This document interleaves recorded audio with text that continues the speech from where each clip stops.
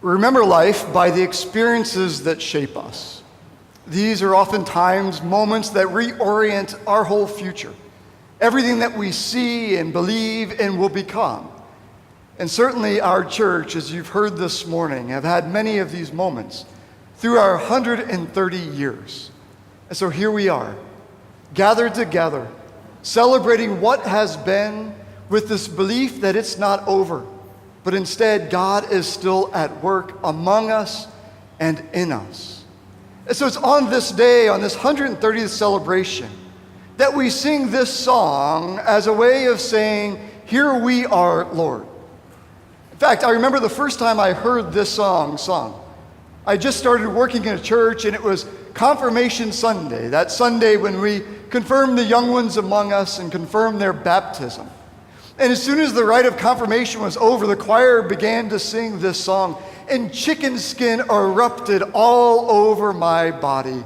Tears began to stream down my face of hearing these prophetic words about the God who hears us and rescues us and then invites us to come and to be a part of his story.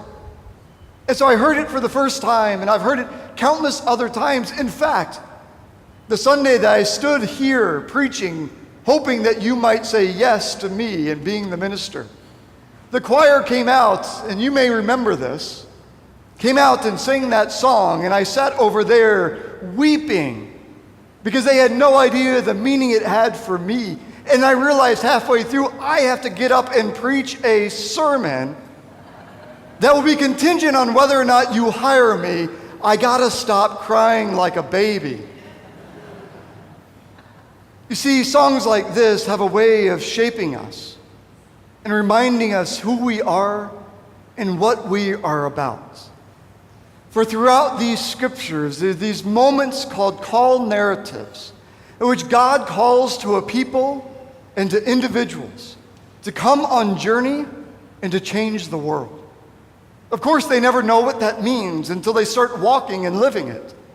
But there's always this interaction between God and humanity, this invitation, this call to become who we're supposed to be, to become partners with God. And so what have I seen in our life here? Well, certainly in this blue history book, the first thing I read about our church, the first 101 years, was a story of a people that kept hearing God say, "Whom shall I send?" And a people that kept saying, "Here we are, O God, send us." I've heard it in your individual stories of people wrestling with this call of God in their lives about, what am I called to do with this life of mine? And through this journey of wrestle with God, you discover this new meaning and purpose, and you go. In fact, I would say that where we are right now, 130 years later, is that we are a people saying, "Here we are, O God, send us." For we don't know what the future holds, but we believe that you're the one that will lead us, and that we will be the people that bless and welcome all into our community and our ohana. The call narrative is marked by this story. It's a story of God calling, and a person or people responding, and then God granting a larger vision or mission. God calls, we respond, we get busy listening and doing.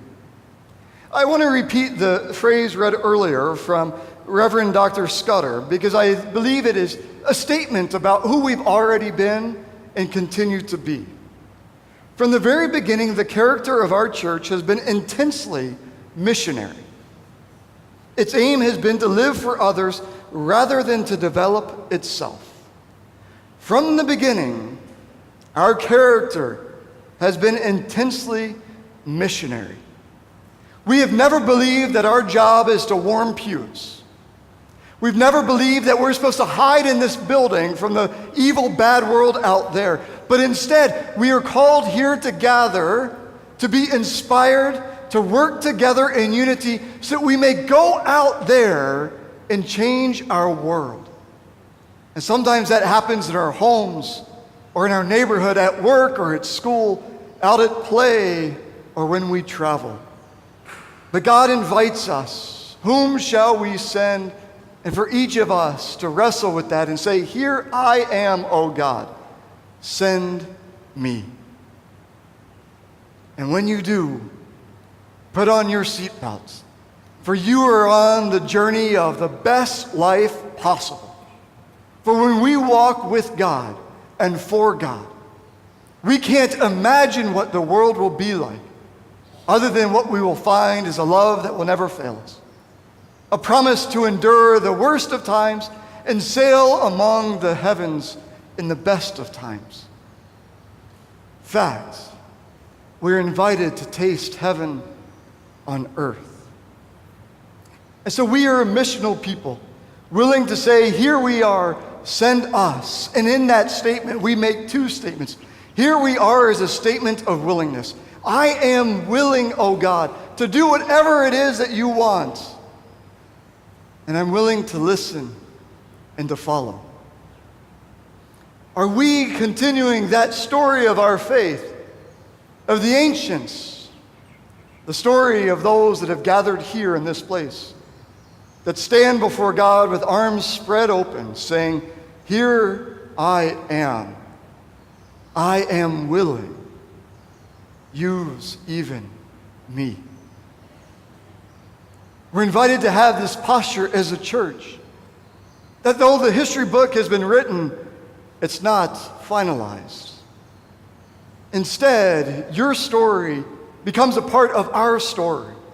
The things that we do together helps continue the story of God's willingness to use even people like us. And so the first part is a willingness, a posture of willingness, and the second part is an action. As James' letter says, faith without works is dead. It is useless. It is pointless. It is nothing. But when our faith is enlivened, it calls us and invites us to step out and to serve. And in our willingness, we begin to see new avenues of service. In fact, this Thursday, anybody busy Thursday night? Thursday night, out in the Great Lawn, you're invited at 5 o'clock to spend the night on the lawn with us as we partner together for the very first time in this community to raise awareness by camping out for the night of the problem of teenage homelessness. Often we see homelessness as a problem of families or of older adults, but seldom do we see the young ones, those that are 14, 15, 16, 17 years old, that have no home and must rely on each other.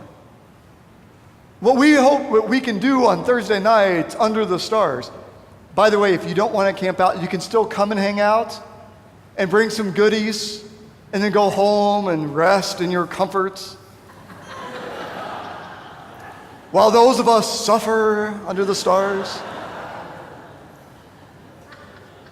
But our hope is that we continue to be the church that we already are, that's willing to step out and shine a spotlight on the plight and the problems of our community.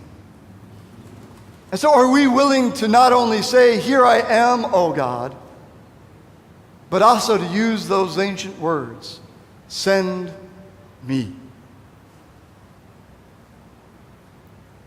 I want to tell you a story about a dove. The earliest symbol that the Seaman Bethel used was the symbol of a dove with an olive branch. This symbol has been the historic symbol of our faith. It goes all the way back to Noah, right? As Noah's on the ark waiting to find dry ground, he sends out first a raven that comes back because it hasn't found a place to nest. And then later, Noah sends out a dove, and it comes back, and it also can't find a place. And sometime later, Noah sends out the dove once more. But when it returns this time, it has an olive branch in its mouth. And for us, that image is an image of peace and prosperity.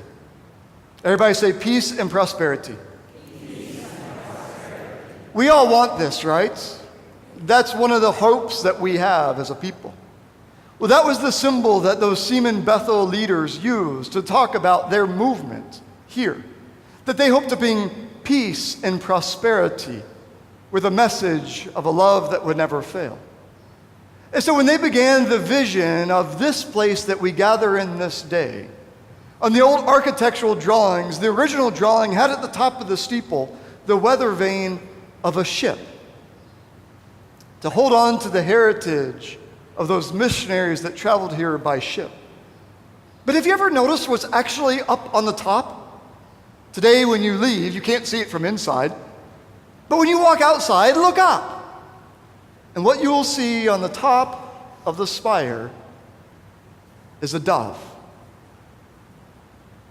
And for a time, that spire was the tallest building around. And so that anyone that gathered in our community looked up to the heavens, they saw a lighted spire by night and a dove by day.